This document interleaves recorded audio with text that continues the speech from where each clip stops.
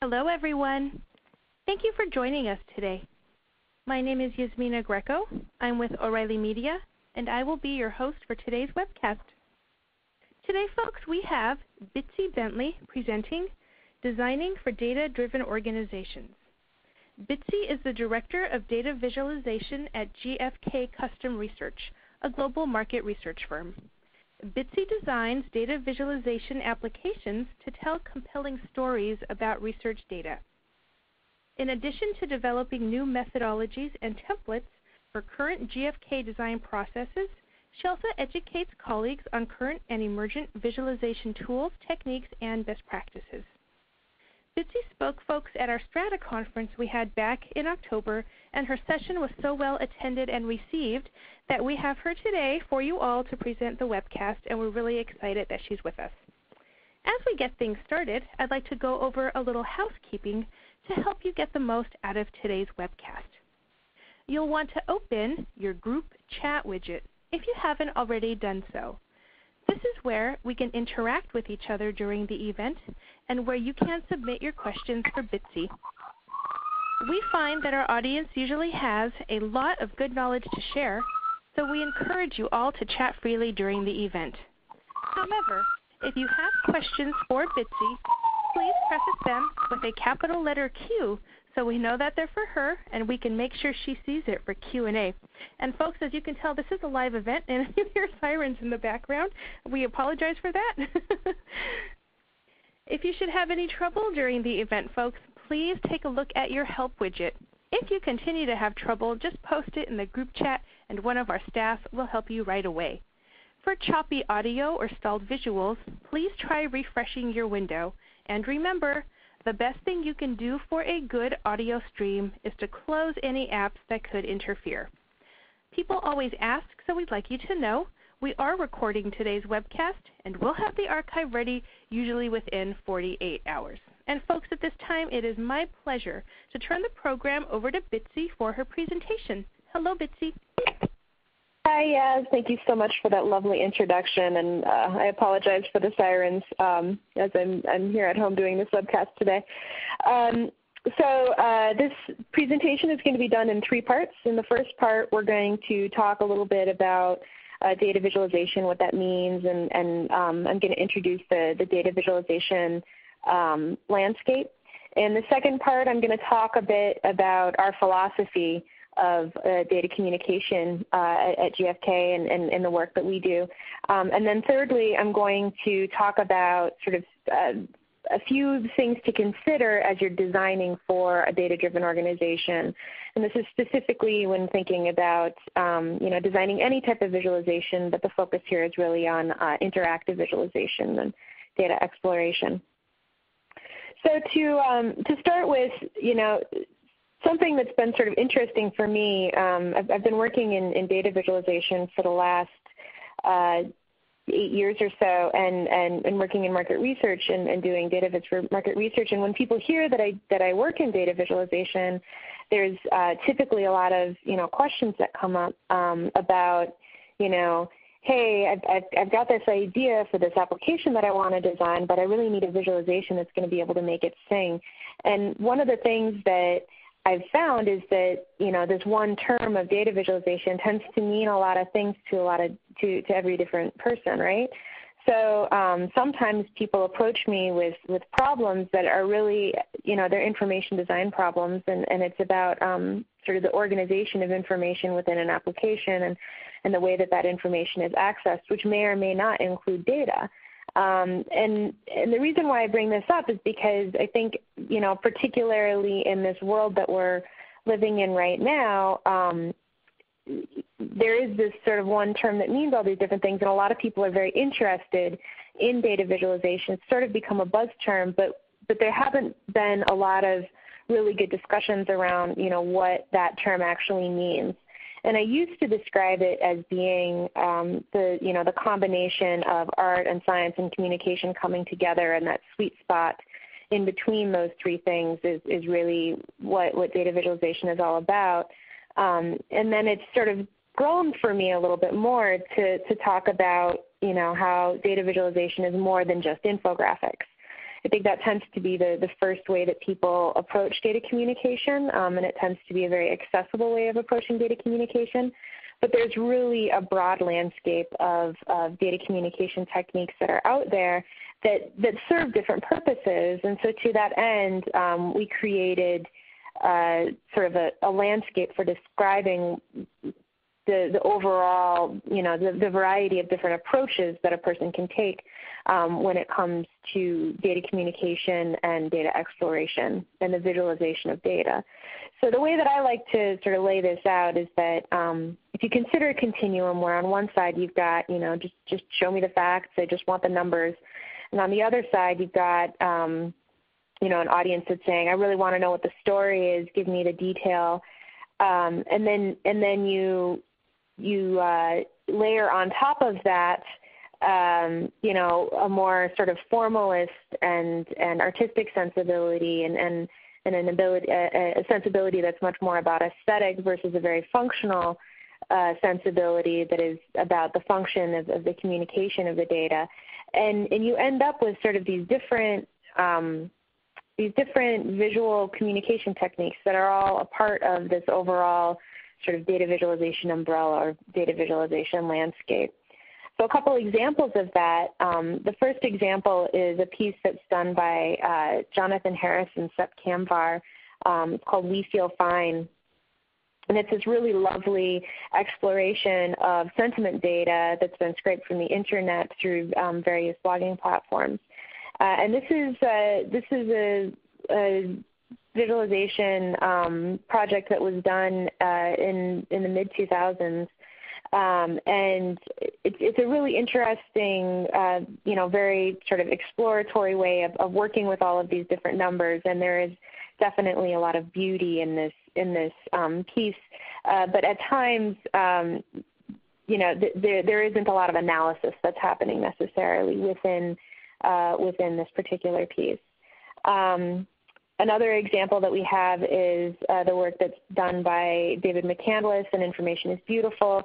David McCandless is well known for doing a lot in the field of data visualization with promoting data viz and in particularly infographics and interactive infographics and that type of thing. And this is a piece that he did with GE, where it's comparing natural gas to other fossil fuels. But one of the things to think about here as you're looking at these kinds of pieces is that you'll notice that oil and natural gas and coal, they all sort of take up different visual space, and there's some amount of manipulation that's been done here of the visual space and the visual representation to potentially make natural gas look quite a bit more robust, actually, in terms of how many stores there are left and how many years there are left of natural gas stores.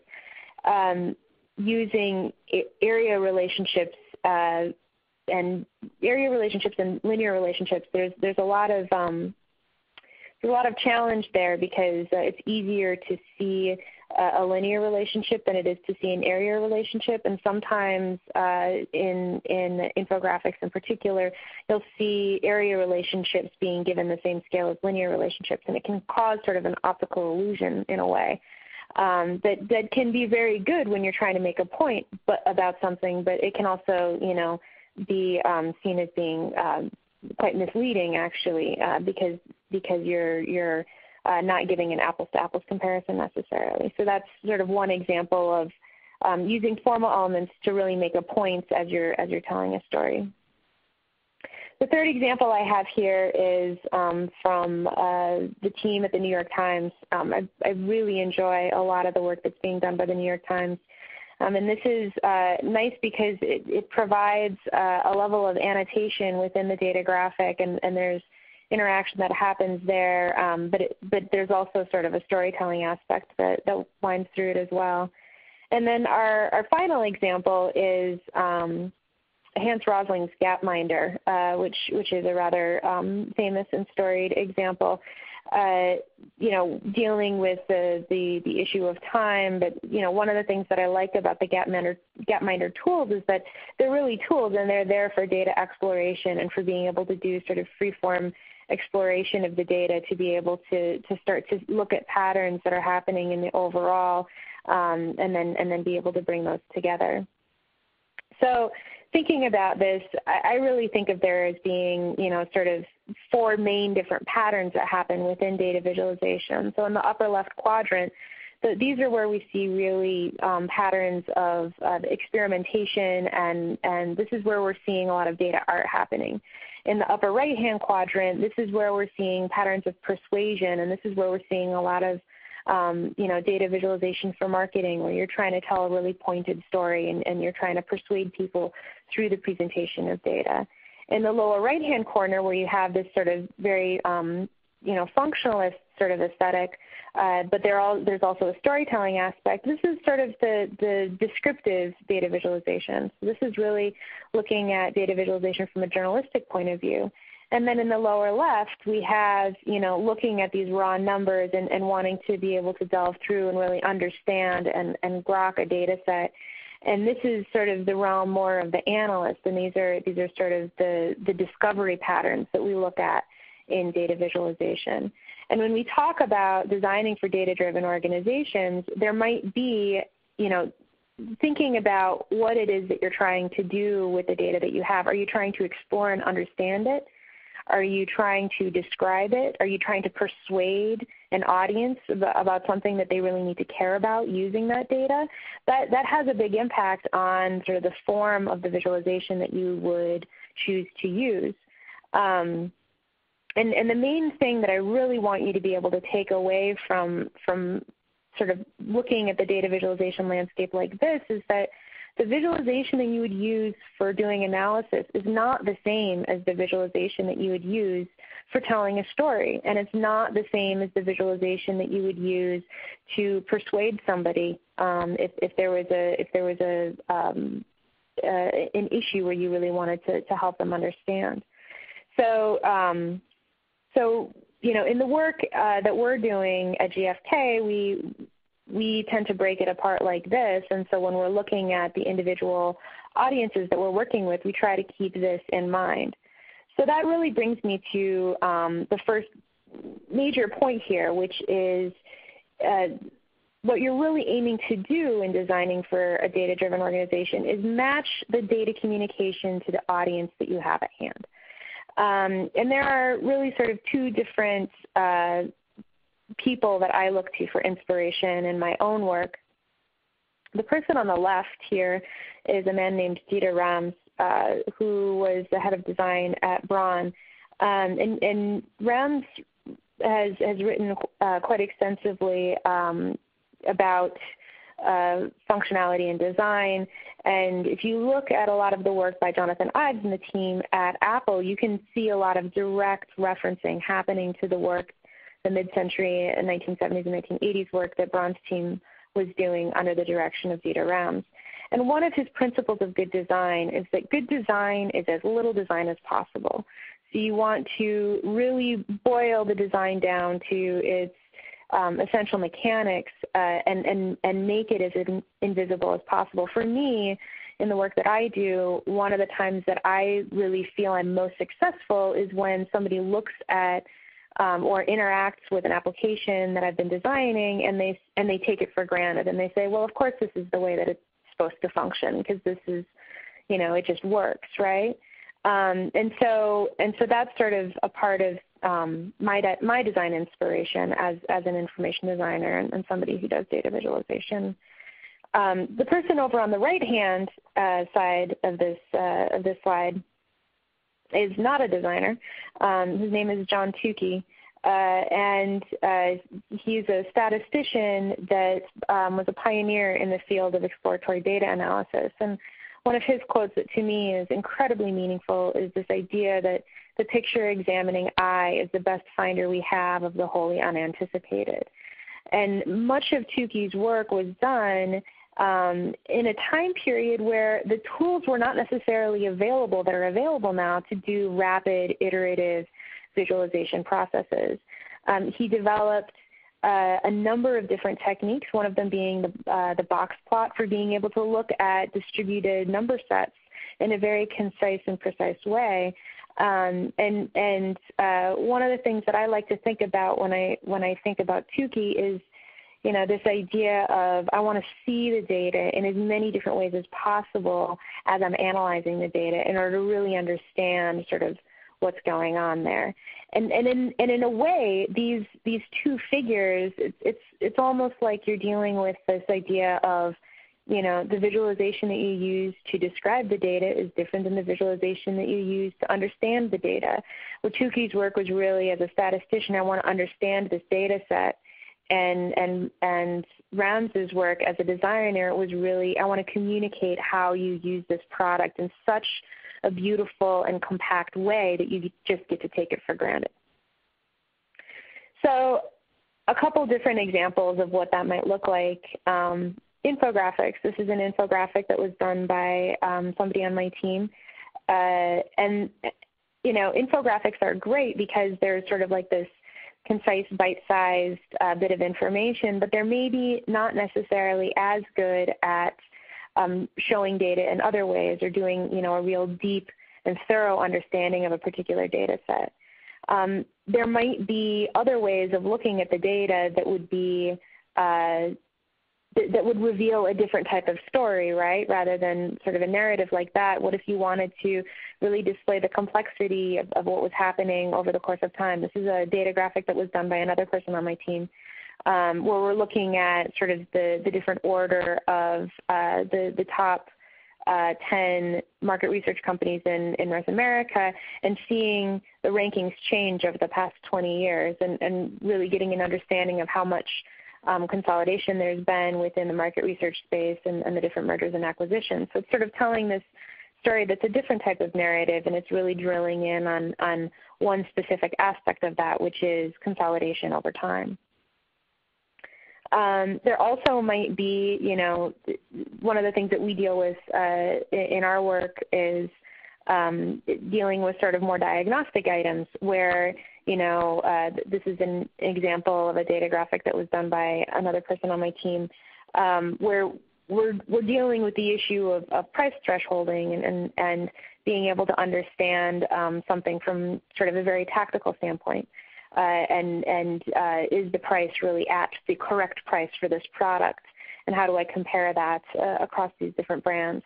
And being able to look at that very quickly and understand exactly what's going on to be able to make a business decision very quickly.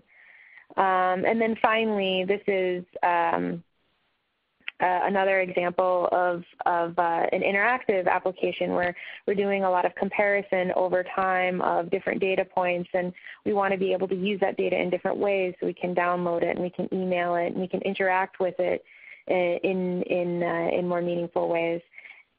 So there's a lot of different ways of approaching data visualization, and it really depends on sort of what type of audience you're dealing with. And so as we talk about, the way that we approach the design of these different types of data artifacts for organizations, we talk about it in terms of, what's the function that you want to play, but then also who's the audience that you're really working with. So it might be that the function is analysis, but you might have a variety of different audiences within that analysis theme. It might be that you're just trying to describe, but there might be a variety of audiences that you're trying to describe to, a variety of audiences that you're trying to sell to. And that brings us to sort of talking about the design process in general. So at this point, I'd just like to take a pause and see if there are any questions. Yaz? Hi, Bitsy. We do have one question that has come in from Andy, and Andy would like to know what makes an organization data-driven, as isn't every organization data-driven? That's a really good question. So I think that there are some organizations that tend to be a little bit more comfortable working off of sort of a gut feel rather than organizations that really delve deeply into analytics. And actually that segues really nicely to something that I've been seeing over the last few years in particular, where, talking about it from evidence versus instinct, there are a variety of different philosophies of leadership. And right now we're seeing a growing trend of moving more towards evidence-based decision-making within business organizations overall, which isn't to say that instinct still isn't being used to make major decisions, but there is becoming a much larger emphasis being put on evidence, and that's something that we're seeing from a lot of our that's something that I'm seeing with a lot of my interactions is people saying, but I've got an understanding of what's happening, but I want to understand why it's happening so that I can get to a deeper root of how to impact the particular consumer behavior in particular. So that actually segues really nicely into, as you're moving from, being an organization that's more instinct-driven towards being more evidence-driven, well, what does that mean? What are the things that you can do to communicate with all of your different, all the different people in your organization to make that easier? So the way that I like to say is what you really want to be doing is meeting your audience. And you want to meet your audience where they work best, and you want to meet your audience with opportunities to explore, and you want to meet that audience within consistent frameworks. Because the challenge for any organization that is striving to be a data-driven organization and that's using evidence-based decision-making is that you've got a lot of variety out there. There are a lot of different types of people within any given organization. And so there ends up being sort of these three key forms of variety that we concentrate on discussing as we're coming up with plans for how to approach data communication for particularly broad organizations. So the first variety that we really have to deal with is the issue of variety of literacy. And the way that I like to describe this is that you can choose your friends, but you can't choose your coworkers. And this is something that to me really became clear when I was talking with my father-in-law, who is a computer scientist, and we were talking about, he works for a telecommunications company, and there are still people that rent their telephones, from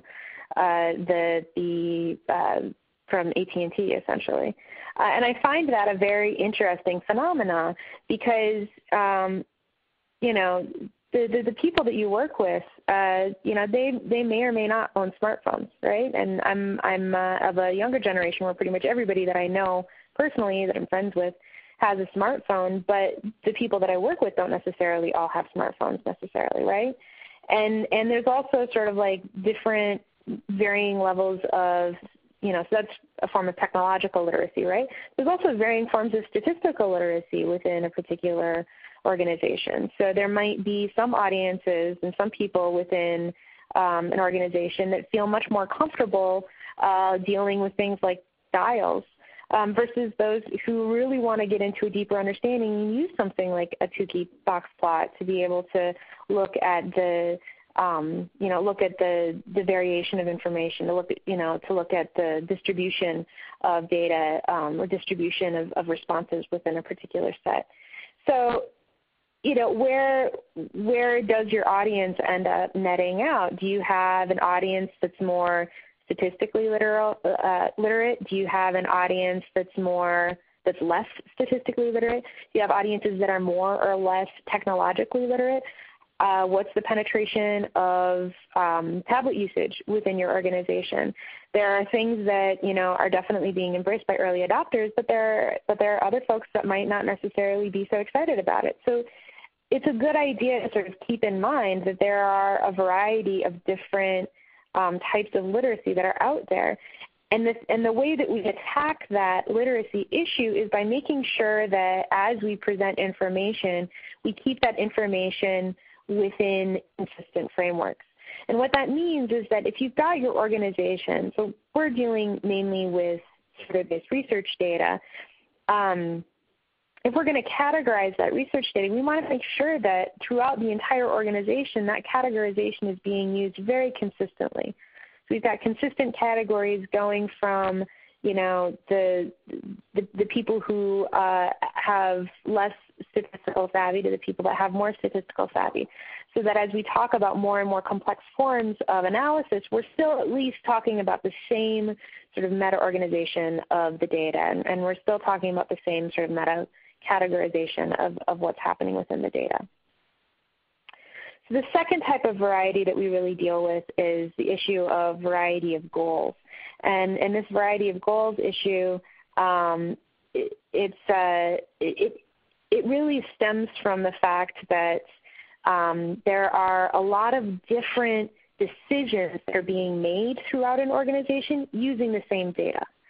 And if you don't really have a clear understanding of what types of decisions are needing to be made using that information, then it's very difficult to organize it properly and present it in the proper way. So, the way that I sort of tend to look at this particular issue, it's that there's sort of more than one way to skin a cat. There's a lot of different ways of getting from point A to point B. Something that I think about a lot as we're designing interfaces for data applications is that we have different audiences that are going to be spending more or less time. So there's this time frequency sort of continuum that comes up where the more frequently that somebody is interacting with an application, or the more time they spend within an application, the more challenging that interface can be for them to really understand. If you've got an audience that's only using an application interface very rarely, and they don't have very much time that they can dedicate towards it, those are actually areas that you need to test a little bit harder because it really needs to hit the nail on the head right away. One of the great examples, I think, of this is the Bloomberg terminal, which is used by traders on Wall Street. It has a reputation for being a very complex interface. That even making minor changes to that interface can be very challenging to the people who use it day in and day out and are constantly enveloped in that particular environment.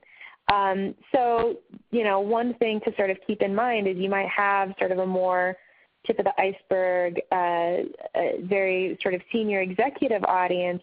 They're going to be spending less time and being less frequently within a particular interface in a lot of cases because they have so many other things on their plate, versus people who are interacting with an interface and who are interacting with data on a regular basis.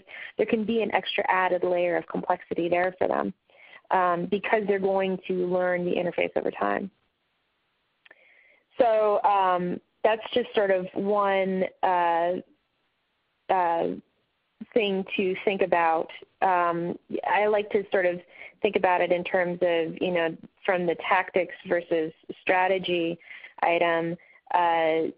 You're going to have fewer people that are going to be interacting with the data in a more strategic way. You're going to have more people that are going to be interacting with it in a more tactical way, but also the amount of time that they're going to be investing is going to be a bit different.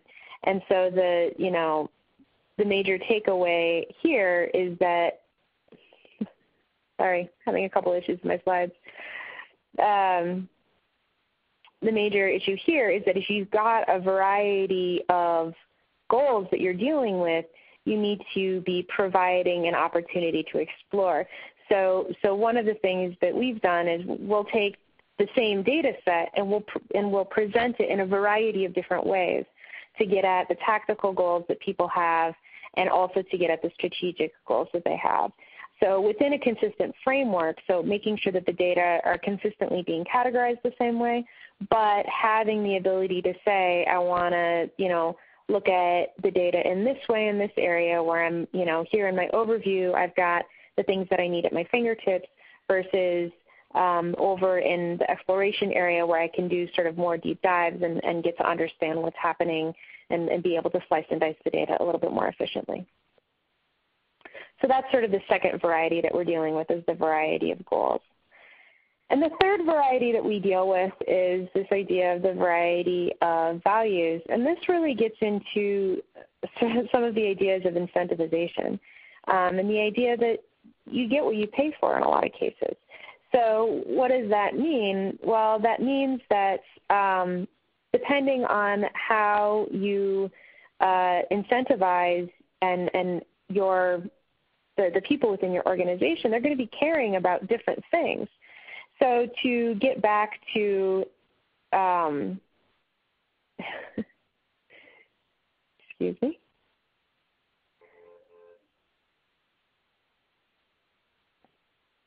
So to get back to talking about sort of that idea of being a metrics-driven, or to get back to the idea of being an evidence-driven organization versus being an instinct-driven organization, there's also sort of this idea of, are you caring more about the metrics? Are there specific items that you want people to really be paying attention to, or do you want them to be looking at the overall big picture of the data? And it could be that you have some audiences where you want them concerned about specific metrics because you've got other audiences that are working with the full data set that are identifying what those specific metrics are that the organization should be caring about. So thinking about sort of where your different audiences are on that particular continuum really helps to know whether you want to show less information or more information. Do you want to only be showing, here are the couple, 2, 3 items that you really need to care about as this particular audience, or do you want to, give access to the entire wealth of the data? And that's really something that you need to think about. How deep do you want to go with the data in all of the different areas of the organization? One of the things that we hear people reference quite a bit is this idea of, sort of analysis paralysis and what happens when you provide too much access to the data to an organization. And which side do you want to err on? Do you want to provide not enough, or do you want to provide too much? And that's for the organization to decide what they value and the way that they want to approach that particular problem. But that does have an impact on the amount of information that ends up being revealed in a particular interface. So adhering to the idea of this variety of values is really looking at, where do they work best. If you're dealing with a variety of values, you want to reach your different audiences where they work best and the place where they feel most comfortable. So that's essentially, the 3 different varieties that we deal with. It's the variety of values, the variety of goals, and the variety of literacies. And what I really want you to be able to take away from this discussion is the idea that as you're designing for a data-driven organization, you need to really be thinking about how that's going to impact the entire organization.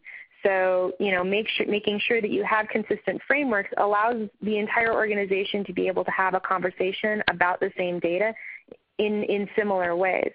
It gives everybody sort of a common language that they can use throughout an entire organization. And being able to give multiple opportunities to explore really helps with the issue of variety of goals. There might be different types of workers throughout the organization, but if you give them at least a little glimpse as to sort of what's on the other side of the fence and what these other tasks are, it can be really helpful to make it clear that there are a lot of different ways that the data are impacting your organization. And then finally, with the variety of values, making a decision about, and really thinking critically about how much data do you want to provide for all of these different audiences that you're working with. It has a huge impact on data adoption and the adoption of usage of data, and recognizing that there may be audiences that feel overwhelmed by the data versus audiences that feel more comfortable working with a full data set. I'm definitely more data kind of gal, and I really love having access to larger and bigger and richer data sets, but it can at times be a little bit daunting. So thinking about that in terms of your data audiences is very important, especially as you're putting together an overall strategy as to how you're going to allow people to access data within your organization. Are there any questions at this time? We do have a couple of questions that have come in. Just a little bit ago when you were showing the slides, we did have a question from Doug, and his question was, why not provide the ability to drill down and let the user decide? So yeah, I think that's really great. You can allow the user the ability to decide, but it really depends on whether or not you want those people within your organization to be spending a lot of time with the data. A good example of this is, we work with a lot of large retail organizations, and the role and responsibility of somebody who is a store manager in some of these organizations is to be out on the floor helping customers and doing sales. And you wouldn't necessarily want them sitting behind their computer for a couple hours a day playing around with the data. And so that's sort of where that decision ends up being a really important one to make. How much access are you going to provide? Because it could be that within the organization, within your value, you want them working where they work best, which is out on the floor relating to people and talking with people and interacting with people, rather than spending a lot of time, sitting at a desk and working within a data set. Does that make sense? Great, thank you. Doug, if that answers your question, just let us know. Another question here from Mohammed. He'd like to know if you have any tips for how one should approach data visualization on mobile phones, and if you have any examples of mobile-friendly data visualizations.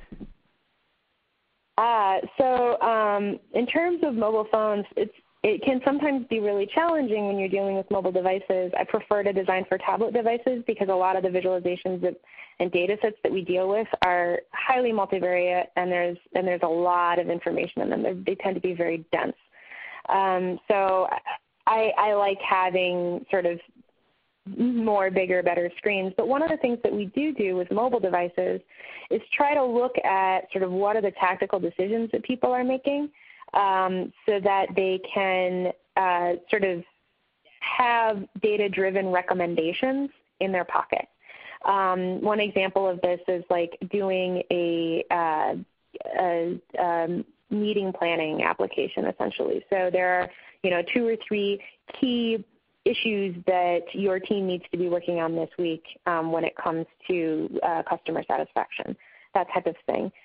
So really sort of boiling it down to the absolute essential, because when you're dealing with that smaller screen resolution, every pixel counts, and it's very difficult to do the kind of analysis, the kind of really deep analysis that one would want to do when they're doing heavy analysis when you're simply working with a mobile phone screen.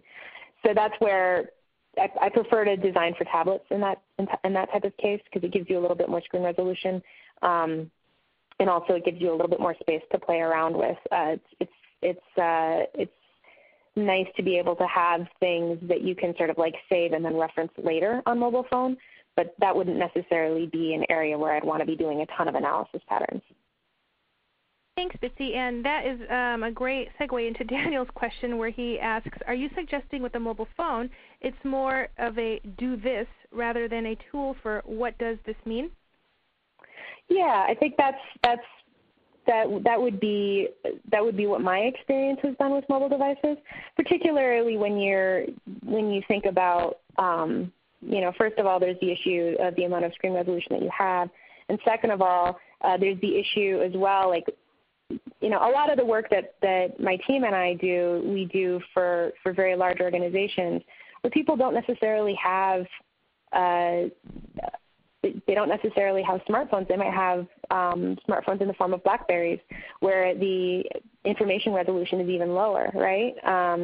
We're dealing with a lot of service companies and consumer packaged good companies, and that type of thing. Large global organizations.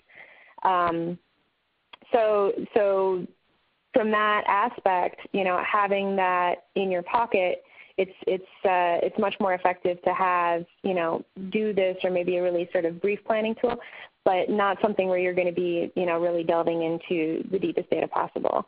I mean, one thing that I find kind of interesting actually is that on my team we all have oversized monitors, because we're dealing with so much data at any given time that we want to be able to see as much of it as possible all at once.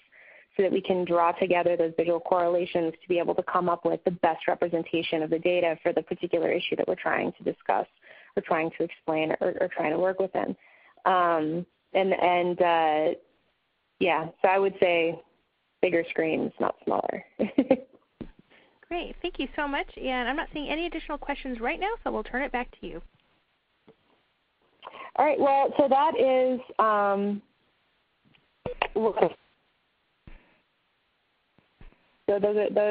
that's my presentation for today. And that leads us at a great point here because we just got 2 more questions. Great. Okay. Let's see. Daniel would like to know. Questions keep coming in. Great. Folks, we are at Q&A, so if you do have a question for Bitsy and what she's talked to you about, please open your group chat widget. If it's not open yet, type it in, send it in, and she'll answer as many as we have time for. Okay. Daniel asks, how do you deal with the issue of data presentation abuse, sometimes unintentional, sometimes malicious? The skewing of results by the individual presenting the presentation of the data? That is a really good question. And, you know, the thing is that, so I had a really interesting conversation with Naomi Robbins about this about a year ago, because there's a lot of different schools of thought and about the way that we present information and the way that data are presented and what the best way is of presenting information. And I think that, you know, it's probably pretty clear through the examples of the people who give me inspiration that I tend to have a much more statistically based, you know, I tend to have a lot more focus on the accurate visual representation of data because I don't ever want to have a situation where data are going to be misinterpreted. On a more personal note, I'm actually having a lot of health-related issues right now, and it is absolutely fascinating to watch the way that doctors present data because it's absolutely essential that there is no misrepresentation that's happening within the information that you're being given. And I see sort of a direct correlation to that with the work that I do with market research data. So I usually, when I see a particularly egregious example, I usually chalk it up to ignorance because that's sort of what I have to do in order to be okay with it. And it's something that I do spend a lot of time with my junior designers, really working with them, you know, if they don't come from a more statistical background, so that they have a clear understanding of how to approach that particular issue. When it's come up and it's been something that people have asked me for, I can usually, you know, there have been times when clients have come to me and they've said, hey, you know, I want to have a dial here, I want to do an exploded 3D pie chart there, and I want to do this and I want to do that. And I can usually explain to them the pros and cons of doing that and find out exactly sort of what the underlying desire is underneath it. And usually I can, you know, I work towards talking them into taking a more sensible and visually precise approach to that type of issue. Great. Thank you so much. Another question here from Manu. He'd like to know, do you leverage a client's existing infrastructure like a data warehouse, etc., to start building the visualization from, as sometimes these don't provide the level of flexibility you might want? Oh, that's such a good question. So that can be a really huge challenge for us as a team. Generally, we're working within our own data warehousing structures, and so we have some level of flexibility with the developers that we work with to be able to do that efficiently. But sometimes we don't have that opportunity, and so we try to get to understand what the limitations are of a particular data warehouse structure as much as we possibly can when working on one of these applications. So you know, we tend to do mainly web-based work. So for us, it's really important to know, you know, what the structure of the calls needs to be and exactly what type of data we can get back. We like to do a little bit of exploration of the data itself so that we have an understanding of sort of the way that it's structured. before we get into, really designing out something that really needs to scale, particularly since, the things that we're designing, it's not just sort of a single operating system or platform that we're necessarily dealing with. We're having to deal with a variety of different browsers. We're having to deal with a variety of different operating systems in a lot of cases, and we're also having to deal with a variety of different mobile devices within a single organization in a lot of cases. So we try to get as good of an understanding as we can, but it is very challenging. Designing without direct access to data is near impossible. And sometimes we can do it if we have an understanding of what those structures are and they've been described very, very well to us, but it absolutely can be a huge challenge. Thank you very much. And now we have a question from Jesse who'd like to know, what would be the best way to start creating?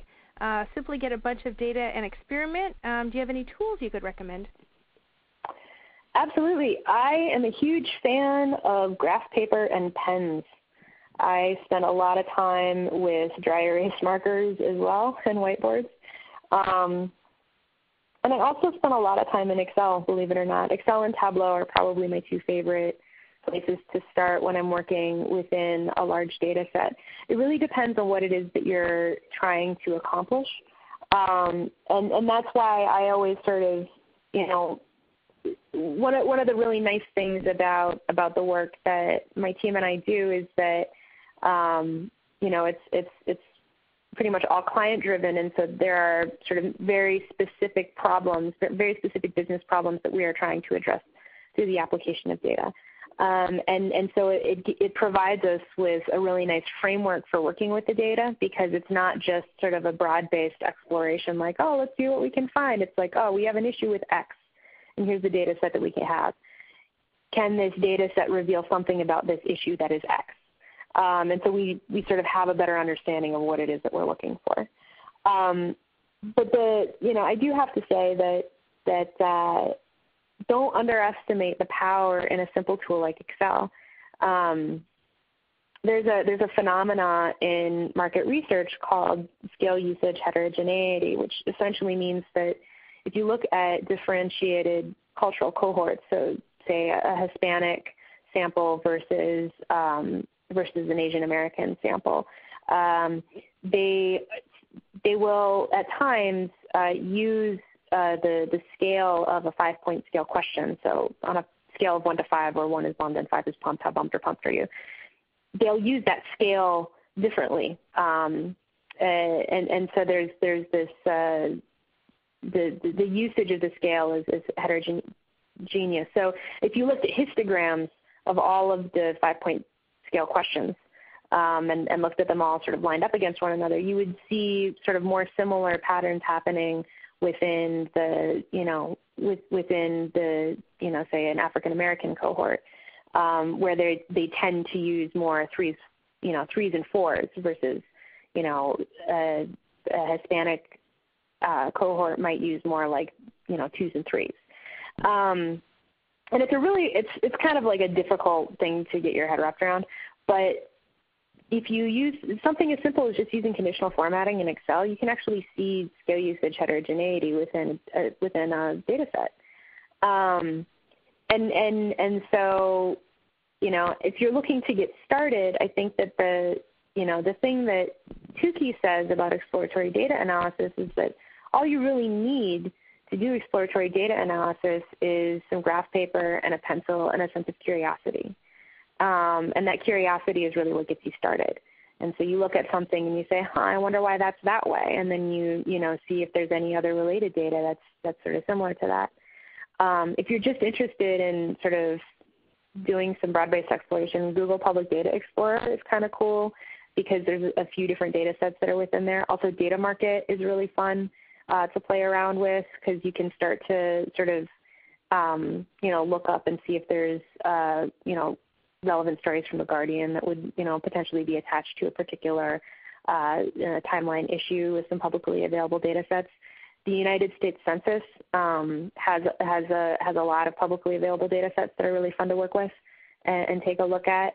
But yeah, I hope that helps. Thank you. so much. Let's see, question now from Erkan. Can you share any insights as to how to deal with visualizing unstructured data like text and social data from Twitter feeds? Unstructured data, it's like totally the brass ring. It's like the golden chalice. So there are a few different things that can be done with unstructured data that I find kind of interesting. I've seen some applications of neurolinguistic processing to sort of tease apart and start to identify keywords or themes that could then be joined together in sort of like a network diagram, if you will. That's been one thing that I've seen in a couple of places that's been sort of interesting to me. Another thing, word clouds are very popular, but really all you're getting is sort of a frequency diagram. One thing that I haven't seen a lot of, but I think we're going to see more of, is sort of this idea of force-directed network diagramming, and looking at it, one of the tools that I think is really cool is the Google Ngram viewer, and just starting to look at like how words are related to one another and how they're linked together. There's some sort of interesting examples there, but I think we're going to start seeing more of these sort of thematically related force-directed network diagrams. But it is very difficult to do without human intervention because the actual analysis of the words that are there. What we do in market research is we usually have that coded. We create a code book, and then we sort of code open-ended responses into different categories in order to sort of keep that type of analysis really consistent. And it's, when you're dealing with these massive data stores, it's a lot harder to do. But I think we're going to see more sort of network diagramming happening with that type of data as neurolinguistic processing gets better. Great. Thanks very much. We'll take our final question from Manu. What questions do you start with, Bitsy, to estimate how long a visualization will take? That's a really good question. It really depends. It really depends. So, if a client has a really good idea of what specifically it is that they're trying to communicate or express, it's going to take a different amount of time. If, something like, I think this is actually part of the reason why infographics are so popular, is because there's already sort of, it sort of forces you to think in terms of a specific type of framework. And we've already started to see some sort of archetypal things happen within infographics. But that's a lot harder to do when you're dealing with, more detailed analysis patterns where you want to be looking at trended data and be able to, attach annotation to trended data that is within time or a particular event, that type of thing. So it really depends whether or not the data set is dynamic or fixed. Like, is it a visualization that's going to be using live data, or am I just supposed to be doing something with a data set that is already extant? How big is the data set that we're working with? Does the client already have an idea of what it is that they're trying to communicate using the data set, or the types of things that they're trying to learn from the data set? What I find is the more constraints we have, the more efficiently we can work. And so for us, the most petrifying thing is just say, here's a data set, have fun with it. We really rely on the people that we work with, on our clients and the researchers that we work with to give us constraints.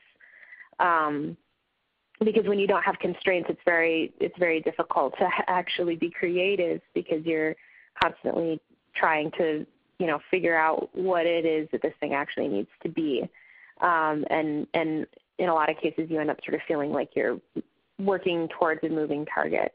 So I would say the more constraints there are, probably the less time you're really going to have to be thinking about it. But there's always we tend to take a phased approach. So there's always going to be some amount of time that we're just going to be spending with the data set, getting to know the data set and understanding the data set. And that's actually something that I find kind of curious, that I think people sometimes underestimate exactly how much time that's going to be. Because depending on the size of the data set or the type of the data that you're working with, that exploration phase where you're really beginning to understand the data sets, that you can then describe the data set or describe the way that a person should be exploring that data set given the different types of tasks that you want them to do with that data set. It does take quite a bit of time to do that. So our phased approach tends to be, give us some time getting to know the data set and basically do problem discovery, and then we generally can give a pretty good estimate after that. But we usually dedicate, a half a dozen to a dozen hours at least to getting to know the data set for something that's large and complex, or, a half an hour to an hour if it's something really small and simple. Any other questions? Oh, I'm not seeing any additional questions. So, folks, with that, we are going to say a very, very big thank you to you, Bitsy, for presenting an outstanding and fascinating webcast for us all today. Well, thank you so much. It was my pleasure. If you've got any questions, feel free to ping me at BitsyBot on Twitter or bitsy.bentley@gfk.com. Great. And folks, we're flashing that up on the screen there so you can jot down her contact information. All of you that attended our event today, thank you so much. We hope you've benefited from it. And judging by all the great conversations I'm seeing in the group chat, folks really did appreciate the event today and your time, Bitsy. So thank you again. Yep, no other questions. Just taking one last peek.